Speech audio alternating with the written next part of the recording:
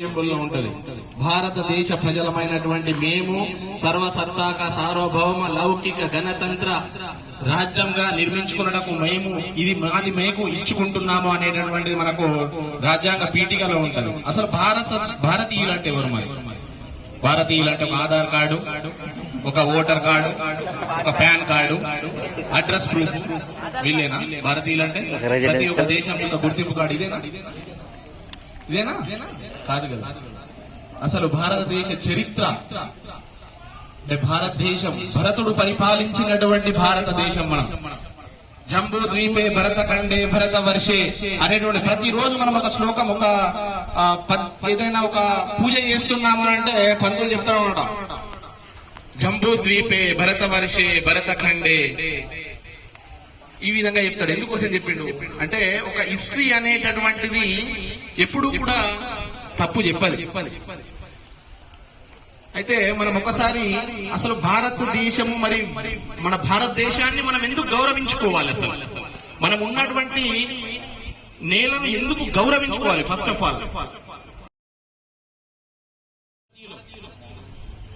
అక్కడ ఒక స్త్రీని గౌరవంగా చూసేటటువంటి ఏదైనా ఒక దేశం అనేటటువంటిది ప్రపంచంలో ఉన్నది అనంటే అది కేవలం భారతదేశం. ఆ భారతదేశంలో పుట్టినోళ్ళం మనం భారతీయులం.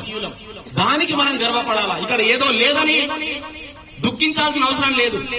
ఇక్కడ మనకు ప్రతి ఒక్కటి చెట్టైనా పుట్టైనా గాలైనా ఆకాశమైన అగ్ని అయినా ప్రతి ఒక్క దాంట్లో మనం ఒక దైవత్వాన్ని చూస్తాం. ఈ దైవత్వాన్ని చూసేటటువంటి ఒకే ఒక సంస్కృతి మన భారతీయ సంస్కృతి. భగవద్గీతలో శ్రీకృష్ణ భగవానుడు చెప్తా ఉంటాడు కర్మయోగంలో, ఓకేనా, నీ యొక్క పనిని నువ్వు నిర్వర్తించు, ఫలితాన్ని గురించి ఆలోచించకు అని. నీ యొక్క కర్మ యొక్క ఫలం అనేటటువంటిది ఈ రోజు కాకపోతే రేపు వస్తుంది. మీకు ఈ జీవితంలో మీకు ఈ 16-17 సంవత్సరాలలో చేయాల్సిన కర్తవ్యం ఏంటి అనంటే మీ యొక్క తల్లిదండ్రులకు ఒక మంచి పేరు తీసుకొచ్చుకునే విధంగా చదవడం మాత్రమే మీ యొక్క కర్మ. దాంట్లో రిజల్ట్ వస్తుందా, మార్కులు వస్తాయా, జాబ్ వస్తుందా లేదా అనేటటువంటిది ఫలితం అనేది ఆటోమేటిక్ గా నెక్స్ట్ నీ యొక్క కర్మని బట్టే నీ యొక్క ఫలితం అనేది ఉంటది. కాబట్టి మన యొక్క కేవలం కర్తవ్యం వచ్చేసి ముందు పని చేయడం. మళ్ళా భారతీయులం అనగానే మనం ఏమనుకుంటామంటే స్టిల్ వీఆర్ డెవలపింగ్ కంట్రీ. ఇన్స్టాగ్రామ్లలో, ఫేస్బుక్లలో, యూట్యూబ్లలో వీడియోలు చేసుకుంటా ఉంటే స్టిల్ డెవలపింగ్ కంట్రీ కాకపోతే డెవలపింగ్ కంట్రీ కదా. బయట ప్రపంచంలో ఏ టెక్నాలజీ అనేటువంటి ఎంతో ముందరకు పోయి వాళ్ళు కొత్త టెక్నాలజీని కనిపెడతా ఉంటే మనం ఏం చేస్తా ఉన్నాం, దాంట్లో ఉన్నటువంటి ఇన్స్టాగ్రామ్, టిక్ టాక్, దాంట్లో వీడియో తీసుకుంటా ఓకేనా చిన్న చెడ్డీలు వేసుకొని ఓకేనా ఎంత వ్యూస్ కోసమో వీళ్ళ కోసం మనము ఇప్పుడున్నటువంటి యువత తయారైతున్నది. వాళ్ళు ఎవడో కనిపెట్టినటువంటి దాన్ని మనం యూటిలైజ్ చేసుకుంటున్నాం అంతే. అంటే దాన్ని చెడు కోసం యూటిలైజ్ చేస్తున్నాం దాన్ని. ఇది కాదు మనం చేయాల్సింది. డెవలపింగ్ కంట్రీ కావాలి అని అంటే మనం హిస్టరీ చదవాల్సిన అవసరమే కాదు. ఫస్ట్ నువ్వేం చేస్తున్నావు, నువ్వు ఇక్కడ నీ యొక్క కర్తవ్యం ఏంటి, అసలు నువ్వు దేనికోసం ఇక్కడికి వచ్చావు అనేటటువంటిది మనం గుర్తు పెట్టుకోవాల్సిన అవసరం అనేది ఎంతైనా ఉన్నది. ఈ భారతదేశం నెక్స్ట్ ఓకే ఎందరో మహానుభావులు త్యాగ ఫలితం వల్ల ఈ రోజు మనకు ఒక స్వాతంత్రం అనేటటువంటిది వచ్చింది.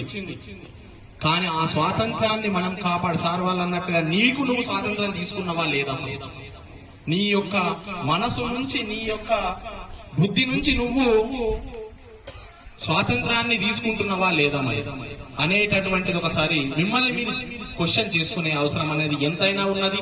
ఈ ఏజ్ అనేటటువంటిది ఈ 16-17 సంవత్సరాలలో బయట ఇప్పుడు అదే చెప్పాను. అదే ఇప్పుడు చైనాలో ఏ విధంగా ఉన్నదో తెలుసా? చైనాలో ఉన్నటువంటి students at the age of 5 to 6 years లో వాళ్ళు మార్షల్ ఆర్ట్స్ గానీ, కుంఫు గానీ అవి నేర్చుకుంటా ఉంటారు. మనం ఏం నేర్చుకుంటున్నాం? టిక్ టాక్లలో వీడియోలు చేసుడు ఇవి నేర్చుకుంటున్నాం మనం. కాబట్టి వాడు ఇంకా తొందరగా డెవలప్ అవుతా ఉన్నాడు. మన యొక్క కాంపిటీటర్ ని ఎప్పుడైనా కానీ మన దానిలో ఉన్నటువంటి పాజిటివ్ అనాలా, నెగిటివ్ అనాలా. కానీ మనం ఏం చేస్తా ఉన్నామంటే ఇక్కడ వాళ్ళు ఎందుకోసం అంటే వాళ్ళు మార్షల్ ఆర్ట్స్ గానీ, కుంఫు గానీ మన యొక్క విద్యా వ్యవస్థ కూడా చాలా మార్పు రావాల్సినటువంటి అవసరం ఉన్నది. ఇక్కడ ప్రతి ఒక్కరికి A+B² ఫార్ములా అనేది జీవితంలో ఉపయోగపడదో కానీ వంట చేయడం అయితే 100% ఉపయోగపడుతుంది ప్రతి ఒక్కడికి. ప్రతి ఒక్క మగోడికి రేపు వంట నేర్చుకున్నాను. వంట రాలేదనుకో నీ జీవితంలో చాలా బాధపడతావు మరి, అవునా? కానీ మన దేశంలో అది లేదు, అవునా? వంట చేసుడు అని అంటే అది వాడు హోటల్ మేనేజ్మెంట్ వాడికి కావాలా, వాడు చేసుకుంటాడు అని అనుకుంటాం అనమాట, అవునా? ప్రతి ఒక్కరికి బట్టలు ఉతుకుడు రావాలా. ఎందుకోసం అంటే రేపటి రోజు నీకు ఒక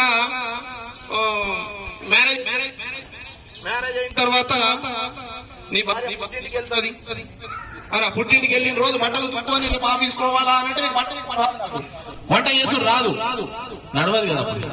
సార్ వాషింగ్ మిషన్లు ఉన్నాయంటారా, దాన్ని ఆన్ చేసుకుని రావాలి కదా మనం కదా.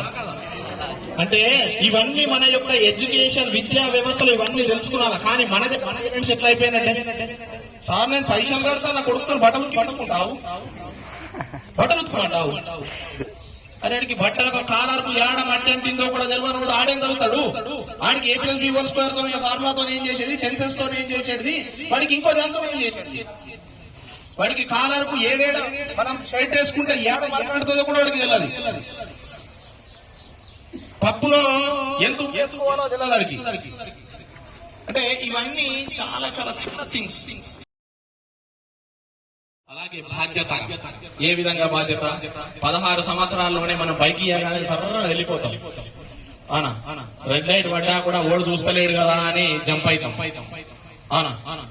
బాధ్యతగా మనం నిర్వర్తించకుండా భారతదేశం డెవలప్ కావాలంటే ఎన్నికలు డెవలప్ అవుతుందా?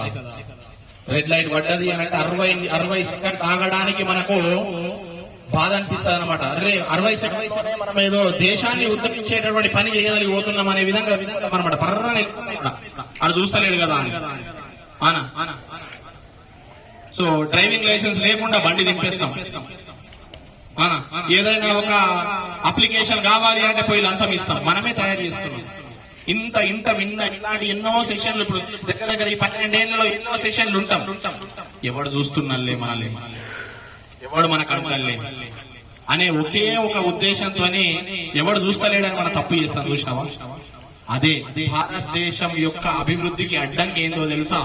ఎవడు లేనప్పుడు నువ్వు ఏ విధంగా ప్రవర్తిస్తున్నావు అనే దానిపైనే నీ యొక్క దేశ భవిష్యత్తు అనేటటువంటిది ఆధారపడి ఉంటుంది. నాకు ఎవడు లేడు కదా అనే ఉద్దేశంతో నేను తప్పులు చేసేస్తాను, నేను ఏదైనా చేసేస్తాను అనే కాకుండా ఎవరున్నా ఎప్పుడు చూసినా సారున్నా సార్ లేకపోయినా ఏదున్నా ఏం లేకపోయినా కూడా ఒక తిన్న ప్యాకెట్ ని డస్ట్ బిన్ లో వెయ్యాలి అనేటటువంటి ఇంగిత జ్ఞానం అనేటటువంటిది మనం చిన్నప్పటి నుంచి నేర్చుకున్నాలా. డస్ట్ బిన్ లో వెయ్యాలి, తిన్నటువంటి దాన్ని డస్ట్ బిన్ లో వెయ్యాలా, ఎక్కడ పారేయొద్దు, మనకి ఇచ్చినటువంటి ఒక ప్లేస్ ని జాగ్రత్తగా వాడుకునాలా, ఇవన్నీ నేర్చుకునాలా. ఇదే దేశానికి నువ్వు తెలియాల్సినటువంటి ఏం అవసరం లేదు నాన్న. ముందులాగా నువ్వు త్యాగాలు చేసేసి బలిదానాలు ఇవ్వాల్సినటువంటి అవసరం ఏం లేదు. నీ యొక్క బాధ్యతగా నీ యొక్క కర్తవ్యాన్ని నువ్వు నిర్వర్తించావు అని అంటే అదే దేశం అభివృద్ధిలో 100% గా సహాయం అనేది జరుగుతుంది. కాబట్టి ఇవన్నీ కాస్త గుర్తుపెట్టుకోండి. సార్ వాళ్ళు చెప్పినటువంటి హిస్టరీ గాని ఇది ఫ్యూచర్, అది మేబీ హిస్టరీ. నువ్వు రేపటి రోజు గొప్పగా తయారు కావాలి అని అంటే ఈ రోజు ఈ వర్తమానంలో నువ్వేం చేస్తున్నావు అనే దానిపైనే నీ యొక్క ఫ్యూచర్ అనేది ఆధారపడి ఉంటది. అట్లీస్ట్ ఇక్కడ అందరూ మారతారని నేను చెప్పాను, అట్లీస్ట్ ఒక్కడివైనా మారతాడు అనే విధంగా నేను చెప్తాను. ఆ ఒక్కడివి నువ్వు అవునా కాదా అనేది నువ్వు డిసైడ్ యువర్ సెల్ఫ్. ఆ ఒక్కడివి నువ్వు అవునా కాదా, ఇవన్నీ చెప్పండి నాకు అవునా కాదా అనేది యూ డిసైడ్ యువర్ సెల్ఫ్. అందరు మాట్లాడండి, అందరు మారారు నాకు తెలుసు. ఎందుకోసం అంటే ఇప్పటి వరకు దగ్గర ఒక 2500 3000 మందికి 4000 మందికి మనం ట్రైన్ అప్ చేస్తే కేవలం ఒక 1500 నుంచి 1500 మంది మాత్రమే ఈ రోజు జాబ్స్ వచ్చిన వాళ్ళు ఉన్నారు అని అంటే అందరు మారినట్టు గారు. మీలో కూడా అందరూ మారతారని నేను చెప్పట్లేదు, మేబీ ఒక్కడైనా మారతాడని చెప్తున్నాను. ఆ ఒక్కడివి నువ్వు అవునా కాదా అనేది యూ డిసైడ్ యువర్ సెల్ఫ్. ఓకేనా? రైటా? అలసిపోయినట్టున్నారు బాగా, అవునా? మంచిదే. ఓకే, అప్పుడప్పుడు ఇలాంటి సెషన్స్ సార్ వాళ్ళు చెప్పినటువంటి ప్రతి ఒక్క విషయాన్ని గుర్తుపెట్టుకోండి. ఈ సంవత్సరంతోని యువతరం అనేటటువంటి ఒక విద్యా సంస్థని ప్రారంభించి 10 సంవత్సరాలు కంప్లీట్ అయి 11 సంవత్సరాలలోకి మనం అడుగుతున్నాం. ఎక్కడో మారుమూల గ్రామంలో ఉండి కేవలం చదువు వల్లనే అభివృద్ధి గాని మనలో ఉన్నటువంటి పేదరికం అనేది నిర్మూలన అవుతుంది అనే ఒకే ఒక ఉద్దేశంతో ఒక 5గురం కలిసి స్టార్ట్ చేసినటువంటి ఈ యొక్క విద్యా సంస్థ ఈ రోజు 10 సంవత్సరాలు కంప్లీట్ చేసుకొని 11వ సంవత్సరంలోకి అడుగిడుతున్నందుకు ముందుగా నా మిత్రులందరికీ, నా తోటి మిత్రులందరికీ ధన్యవాదాలు తెలుపుకుంటున్నాను. అలాగే గత కొన్ని సంవత్సరాలుగా మాతో పాటు మా జర్నీలో నడుస్తున్నటువంటి ఎందరో మంది ఉపాధ్యాయులు గాని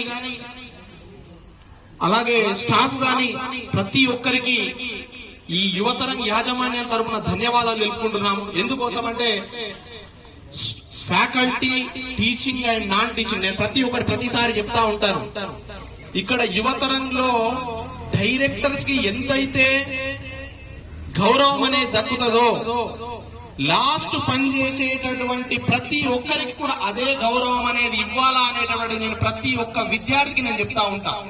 అదే మన యొక్క మొదటి లక్షణం, ఆ లక్ష్యం కూడా మనది అదే. ఇక్కడ డైరెక్టర్ కి ఎంతైతే నువ్వు గౌరవం ఇస్తున్నావో లాస్ట్ ఇక్కడ వర్క్ చేసేటటువంటి నీవెన్ అక్కడ వర్కర్ ఉన్నటువంటి చిన్న లాస్ట్ వర్కర్ కూడా నువ్వు అదే విధంగా గౌరవించాల. అదే నీ యొక్క మనిషి యొక్క ధర్మం, ఒక విద్యార్థి యొక్క లక్షణం అదే. సో గత 2014లో ఎక్కడో మారుమూల గ్రామాల నుంచి వచ్చినాం. చిన్నగా ఏదో దేశానికి ఏదో సేవ చేయాలి అనే ఉద్దేశంతో ఒక సంస్థను అనేది స్థాపించినాం. సో ఇది దినదినాభివృద్ధి చెంది ఈ రోజు ఇంత గొప్పగా నడుచుకుంటూ ఇంతగా తయారైన ఈ జర్నీలో పాలు పంచుకున్నటువంటి ప్రతి ఒక్క ఉపాధ్యాయులకి, అధ్యాపక బృందానికి, టీచింగ్ స్టాఫ్ కి, నాన్ టీచింగ్ స్టాఫ్ కి, అలాగే పీఈటీస్ కి, అలాగే వర్కర్స్ అందరికీ ధన్యవాదాలు తెలుపుకుంటున్నాం యువతరం యాజమాన్యం తరపున. సో